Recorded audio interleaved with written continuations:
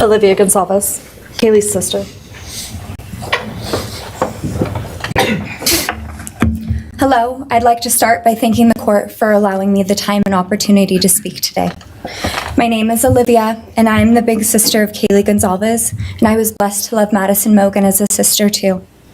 I'm not here today to speak in grief, I'm here to speak in truth. Because the truth is, my sister Kaylee and her best friend Maddie were not yours to take. They were not yours to study, to stalk, or to silence. They were two pieces of a whole, the perfect yin and yang. They are everything that you loved, accepted, vibrant, accomplished, brave, and powerful. Because the truth about Kaylee and Maddie is they would have been kind to you. If you had approached them in their everyday lives, they would have given you directions, thanked you for the compliment, or awkwardly giggled to make your own words less uncomfortable for you. In a world that rejected you, they would have shown mercy. Because the truth is, I'm angry. Every day I'm angry. At the inside of my own head, everything I wish I could say to you. The truth about me is when I heard the news, I didn't cry. I listened for them. I promised them I would, that I would fight for them, that I would show up, no matter what it cost me. I swore I'd never let them feel alone. Because you see, I've always been their heavyweight. I've always been the one to fight the battles they didn't feel ready to fight themselves. All it ever took was a call, and they knew I would handle it for them, no matter the time, no matter the cost. They could wave their white flag because they knew I would never back down, not for them. And not even death could change that. Somewhere along the line, I started to think about what I would say to them if I was given just one last chance. If I could gather enough heartbreak or love or sacrifice or whatever it took to get just one message across, what would I say? Throughout this entire process, I've written my feelings down at every moment, my wishes, my love, my denial, my anger.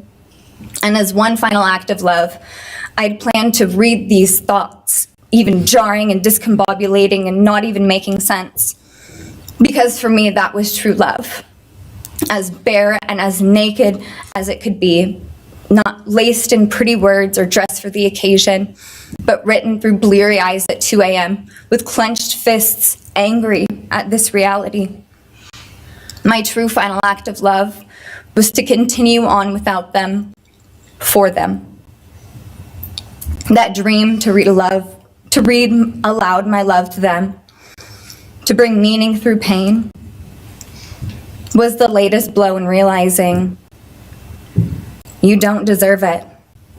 And Kaylee and Maddie don't need it. Kaylee and Maddie have always known my love, and they would never ask me to prove it by further victimizing myself to a defendant who has shown no guilt, no remorse, no apprehension. They would say to me, "Why would you give the satisfaction of showing vulnerability now? You promised you would never back down." And for that clarity, I'm thankful. I won't stand here and give you what you want. I won't offer you tears rumbling. Disappointments like you thrive on pain, on fear, and on the illusion of power. And I won't feed your beast. Instead, I will call you what you are. Sociopath, psychopath, murderer. I will ask the questions that reverberate violently in my own head, so loudly that I can't think straight most any day. Some of these might be familiar, so sit up straight when I talk to you. How was your life right before you murdered my sisters? Did you prepare for the crime before leaving your apartment? Please detail what you were thinking and feeling at this time. Why did you choose my sisters? Before making your move, did you approach my sisters? Detail what you were thinking and feeling. Before leaving their home, is there anything else you did? How does it feel to know the only thing you failed more miserably at than being a murderer is trying to be a rapper? Did you recently start shaving or manually pulling out your eyebrows? Why November 13th? Did you truly think your Amazon purchase was untraceable because you used a gift card? How do you find it enjoyable to stargaze with such a severe case of visual snow? Where is the murder weapon? The clothes you wore that night? What did you bring into the house with you? What was the second weapon you used on Kaylee? What were Kaylee's last words? Please describe in detail the level of anxiety you must have felt when you heard the Bearcat pull up to your family home on December 30th, 2022. Which do you regret more? Returning to the crime scene 5 hours later, or never, ever going back to Moscow, not even once, after stalking them there for months? If you were really smart, do you think you'd be here right now? What's it like needing this much attention just to feel real? You're terrified of being ordinary, aren't you? Do you feel anything at all? Or are you exactly what you always feared? Nothing. If you're so powerful, then why are you still hiding, defendant? You see, I'm here today as me. But who are you? Let's try to take off your mask and see. You didn't create devastation. You revealed it in yourself. And that darkness you carry, that emptiness, you'll sit with it long after this is over. That is your sentence. And it was written on the wall long before you ever pled guilty.